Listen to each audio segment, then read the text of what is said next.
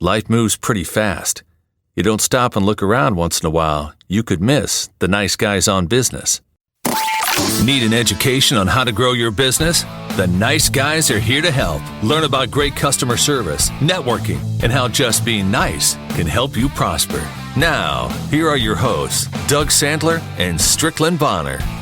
Hey, nice guy community. Welcome back. Welcome back. My name is Strickland Bonner. On the other side of the microphone, Mr. Doug Sandler. I'm speaking quickly because our episode yesterday went a little bit long. We're going to try to get done a little quickly today. Do you think when we go like 5 minutes shorter or even 10 minutes shorter, do you think anybody actually notices? Probably not. In fact, I love it. You know, Sean Carpenter listens at what, 1.5 speed or double speed?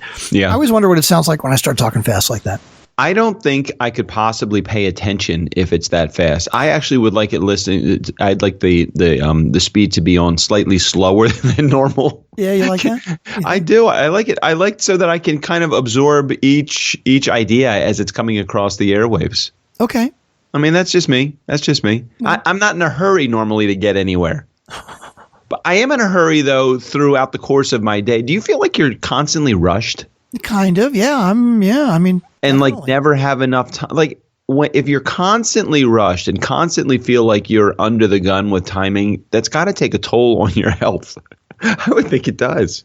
Yeah, there's a balance, and like in all things, I think I like being busy, but it's like how busy do you want to be before it starts becoming where it's a motivation versus a detriment, and it's definitely a tough balance.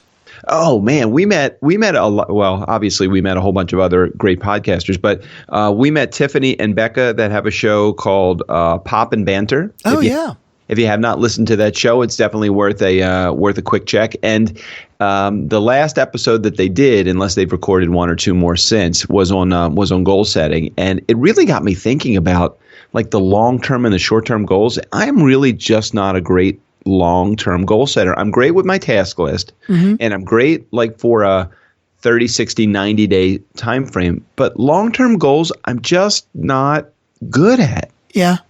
I got to get better at that. I mean, is this something that you've been able to establish for yourself and stick to, or are you kind of like me and like very meh about it? Well, let's see. We started recording this podcast about 2 years ago, and at the time I was talking about getting my presentation together for speaking so I could take all the leftover gigs that you got rid of, and here we are 2 years later, and haven't done it yet. So no, apparently I'm not very good at that either. Well, okay. So that might have been an idea that you had, but was it actually a goal that you ever wrote down? And I'm not cornering you to answer that question, but I think a goal is something that definitely has a measurable. It's got a timeline, it's measurable, and it is a part of like the everyday approach that you take. Are the things that you are doing in the course of your day, do they surround and do they help get you closer to the eventual goal? So have you written them down? No, and that's probably part of it. Total transparency. I always will love to talk about all this kind of stuff. And I haven't. I have this idea but it's just this concept. I haven't done anything with it. And that's probably part of the problem. So although we're recording this before it takes place, I want to tell you that one of the speakers at Be More Biz is going to actually be talking about the importance and the actual practical nature and the process of goal setting. I think you're really going to love this. Mm-hmm. So I'm doing this just for you.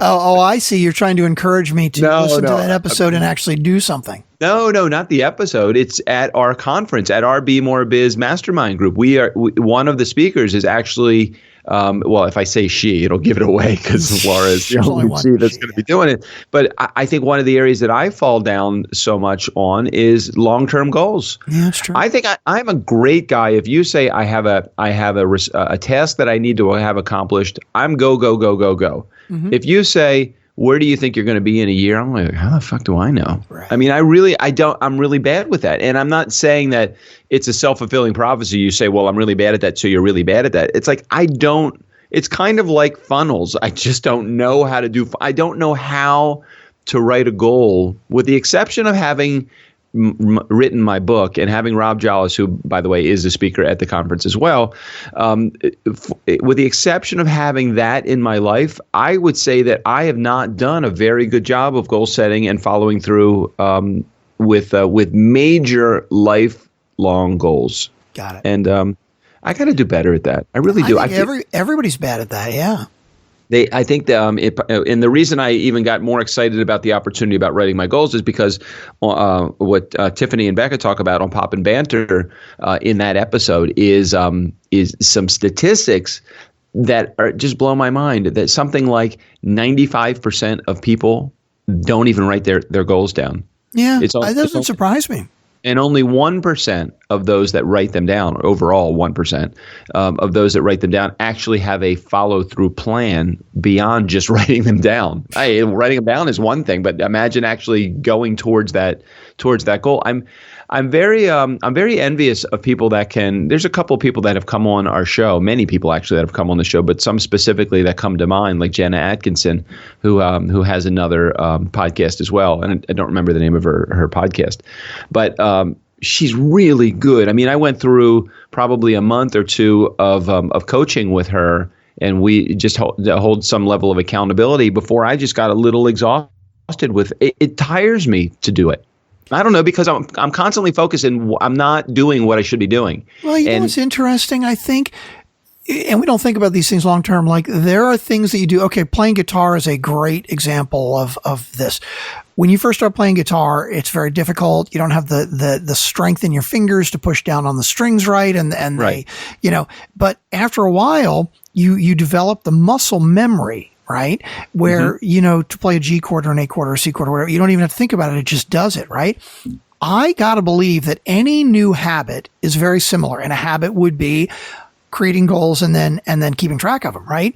Mm-hmm. At first, it's probably really challenging. It's really difficult. You're trying to get the muscle memory of your brain set to be like, hey, I need to remember this. I need to focus on this. I need to do it this way. But eventually, if it's something that is a good fit, that it actually becomes much easier. But it's getting past that first hurdle that's the hard part. And it is the hard part, because I can remember, and I know this is going to sound kind of silly, but I remember the first couple of times, probably the first month of me going through meditation and learning the practice of meditation, that 10 minutes in the morning and 10 minutes at night. And I have done this every day, with the exception of maybe a handful of days in the last year where I've just been so exhausted, where I've come home at night and I'm just like, I'm going to try to meditate, but I'm going to fall asleep while I'm meditating. So that doesn't really count as meditation. But in the beginning, just keeping your eyes closed for 10 minutes is a tough thing to do. And you might say, no, it's not really that hard. It's just, if you try to keep your eyes closed for 10 minutes, sitting upright in a chair and thinking about your breath and calming yourself down, that is not an easy spot. I got a little anxious just sitting there with my eyes closed. Well, and you know what's funny? I, of course, for the last 6 months or more, have been saying the same thing. Oh, yeah, meditation, I'm going to do it. I'm going to get it. And I totally haven't done it. And I kind of have the opposite problem. I don't have any problem sitting for 10 minutes and close my eyes. But, okay, here's a great example. I did it for 10 days, 10 days straight in a row one time. Right. And I was like, this isn't helping. This isn't doing any good. Forget it. And I know from all the studies, and I know from talking to you that it will do good, that I have to just be patient. But it's kind of like me doing 3 guitar lessons and saying, I suck at this. I'm not going to do it. Right. And I haven't done it. And I know it'll help, but you're right. In the morning, I'll get going and I'm like, oh yeah, only 10 minutes. And I'm like, I don't have 10 minutes. You got to make the 10 minutes. So who can relate to this? Who out in the nice guy community is relating to this conversation right now, saying, yeah, I'm really crappy at goal setting. And I know I need to get better at it. And I tried meditation too. These are all this. I mean, this is not just the struggle with you listening to this show, and this is not just Strickland and Doug's struggle. This is everybody's struggle. Yeah. And we all have to work better at just doing what we need to do in order to listen. If you don't ever want to reach spots, or if you want to just be a part of somebody else's plan, just go ahead and continue to do what you're doing. And I look at me and say that same thing too. There are certain things that I really want to accomplish. This whole speaking business. Where are we going with the podcast? What's my blog all about? Where's it becoming? I have this idea, this dream, this goal of wanting to write this next book in the series. Where am I heading with the C-suite program that I'm doing? There's 5 or 6 really big things that in my life, and unless I really wrap my head around coming up with a plan, I'm just following somebody else's plan. And that's challenging. With the podcast, the challenging thing with the podcast is unless you and I, and this is not a slam on you at Strick at all, this is about both of us, unless you and I really come up with a concrete plan about what we're doing, we're just going to continue making episodes and not necessarily either making any more money. We're building a network. Yeah, but if we don't have a plan on what we're building with the network, then what's the plan of building the network? No, you're right. I mean, we got to come up with a plan. We've got bunches of little bits and pieces of things that we keep saying we're going to do, and we try little bits and pieces of them, but we really don't have a plan. Yeah, it's hard. So anybody in the Nice Guy community that relates to this and figures that it's your soul struggle, it really is not a struggle that you're going through alone. We all go through these same struggles, and you can still be successful and have these struggles. Strickland has a great job with a company that he loves, and that is a success. There are other areas in his life that may not be as successful, and not because he doesn't love them just as much, but because maybe those aren't things that he's got goals set for. Same thing with me. There are a number of areas in my life, being self-employed, really challenging for me, because every one of the areas in my life I have to come up with a plan, and that's a little challenging. And I know that everybody that's listening out there has things that they want to try to achieve. We would encourage you just to reach out a little bit harder or a little bit more to do a better job with goal setting, and that all came as a direct result of listening to this show. And I've only listened to one episode so far, and they were really nice girls. We had a chance to go out to dinner with them, or was it lunch? No, dinner with them, and with a whole bunch of, like, it was they had a dinner break at DC Podfest, and it was a big group of us that all went out. It was really cool. And they were definitely two that we related to very much. So their podcast, again, is called Pop and Banter. So check that out. Can I just talk about one other thing? And I know that we want to keep this episode a little bit short, but something that is just kind of making me, it irritates me a little bit. And I think that it might irritate other people that are out there, and maybe there's a solution to it. I don't know exactly what the solution is. And I would like to talk about Facebook for a second. Can we? Sure. Go ahead. Okay, so when you get notifications from Facebook, do you have Facebook on your phone, or you just use it on your computer? Yeah, I got it on my phone. But where do you normally check it? Yeah, I check it on both. I check it on my phone a lot. Mm-hmm. Okay, so when I go to my phone and I check my Facebook, right now, or over the last couple of months, every time I do that, it tells me and it sends me notifications from such and such was live, blah, blah, blah was live, this person was live. I'm like, why do they need to push this live thing so much? Because I don't really give a shit about most of the people that have these live things. I don't even want to see them. Why do I have to see them? Well, I know there's some setting, and I haven't cared enough to look into it yet, but there's some setting where you can go to specific people and basically say, hey, I don't want to see notifications from that person, right? Like, yes, I want to be friends with them, but no, I don't give a shit every time they're live. And I'm guessing that you got a lot of the same friends that are live regularly, but it's a new feature, so of course they're going to push it. They want to make sure that it gets out to the whole community, that people know that this thing exists, because they want to push it and tell people about it. What is it about live that where again, this is not a product review. We're not representing Facebook. This is not formal. Let me just say right off the bat, I don't know what the fuck I'm talking about. Okay. Nor do I. Okay. Nor are the opinions anybody other than mine and Strickland. Okay. Did we disclaim that well enough to lean into this a little bit? I don't know how to turn it off without turning off all of my. I know how to turn them off one at a time. Like, no, but there's definitely a setting. And again, I have no idea where it is. Nice Guy community, if you know, like Eat, Drink, Stay, Dubai, please. You probably are way, and I don't say this in a sarcastic manner, like trying to be nasty. I'm dead serious. You probably know way better than either of us how to find this, and we would really totally appreciate the help.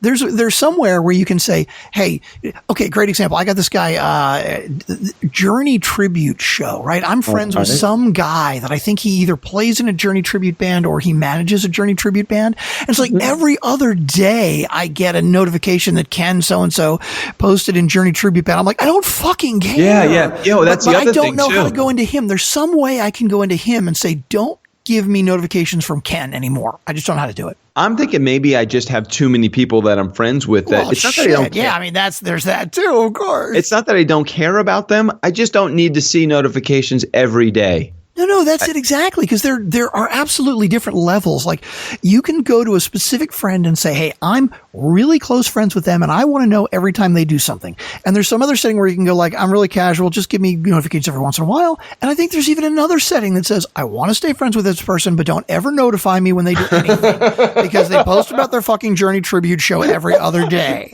That's great. I'm friends with them, but I don't want to know anything about it. Exactly. Don't bother telling me anything. I don't want to know. That setting is somewhere, but I don't know. I haven't. So I'm thinking maybe what is Facebook Live? Does it compete with other? So is that like well? So let's get back to Facebook Live. Okay. Let's imagine for a second, hypothetically, Facebook Live doesn't exist. What was the last big thing, last big change that Facebook did that you can remember? The last big change for me, because I have a business page, was when they stopped sending my posts to most of the people that have liked my page. So I have a Facebook page in my Nice Guys Finish First page before we had our group. Mm-hmm. I had a Nice Guys Finish First page where any information about my book or speaking engagements or my blog or any posts that I made, I'd put on that page, and then I could see how many people had viewed that. So I looked at it when I first joined, and I would get like, I don't know, 1,000 views, and now on a specific post. Then when they changed the algorithm or whatever they did, 28 views, 30 views, 40 views, 50, maybe 100 views, but no way would I ever get the volume. So for me, that was the last change that I can remember. Was there a specific reason why you asked me that question? Yeah, it was a totally different direction of like, really, I was talking about features, and the point I was trying to get at was, sorry. I don't remember the last cool new feature that Facebook had, right? So as far back as I can remember, a year, 2, 3 years, Facebook has been Facebook, right? It just is. Well, any product that just sits and does the same thing over and over again, even if they've got close to 2 billion users, they're going to die, right? Like Google. Yeah. I think about Google. I mean, it's like there's obviously Gmail, but then there's Google News and there's Google Docs and there's Google Spreadsheets and there's, like every couple of months, Google comes out with something new and cool that they give away for free. That's what Facebook is doing. They're basically like, hey, look, we are doing something cool and something different. And, Vine died, right? Like basically they're probably trying to pick up the slack where people that actually liked Vine. Wait, is Vine dead? Yeah, they shut it down. Really? Yep.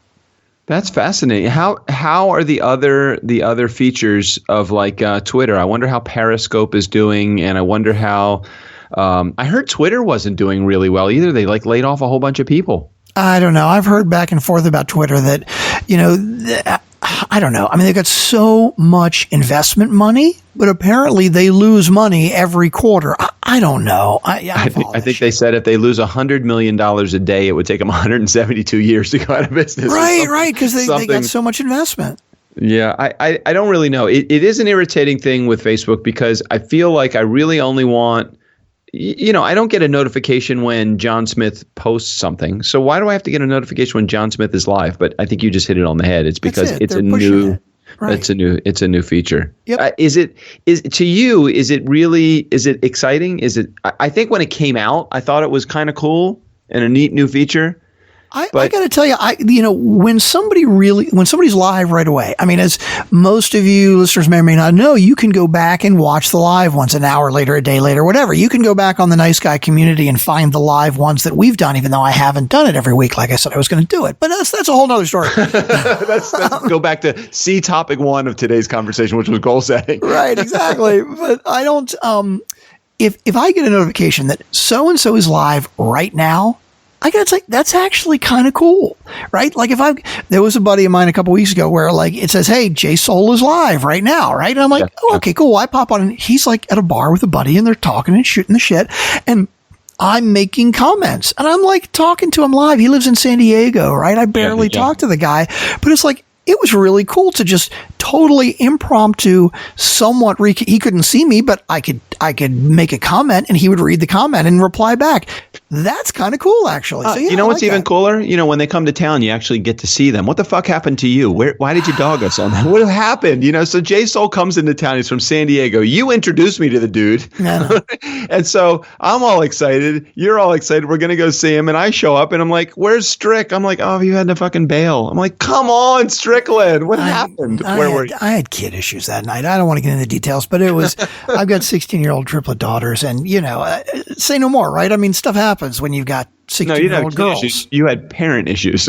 Yeah, no, exactly. Kid issues. They are kid issues. You're going to have kid issues. I respect the fact that you couldn't be there. I just thought I wanted to give you some shit about it because I keep thinking, you've introduced me to this guy. He's come into town literally twice in the last 5 years. I've seen him both times and you haven't. No, and you know what? And I never even buzzed him. I didn't want to call him that night when everybody was there and say, hey, I'm sorry I can't make it. I was going to buzz him a couple days later and say, hey, dude, you know, man, I'm really sorry I missed you. And I haven't. I mean, we had a great time. He came in town. We had drinks. We met at the Penn Social Club in downtown DC. There was a whole bunch of people that were there. A lot of people that I would not have necessarily known were his friends. You know, like well, I don't want to mention any names because I know they have competing DJ businesses. They might get irritated if I. We're all friendly competition here, but I don't want to irritate anybody.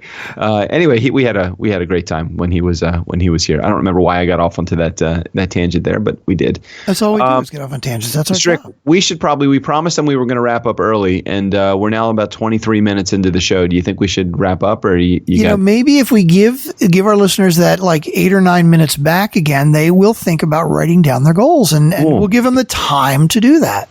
I believe that the Pop and Banter episode is only about 20 minutes, so you might want to just check that one out. There you go. I'll put the link in the show notes. Oh, okay. What a good idea. All right. Well, nice guy community. Never underestimate the power of nice. We will see you guys next week. Love you guys. Steve O'Brien, take us out of here.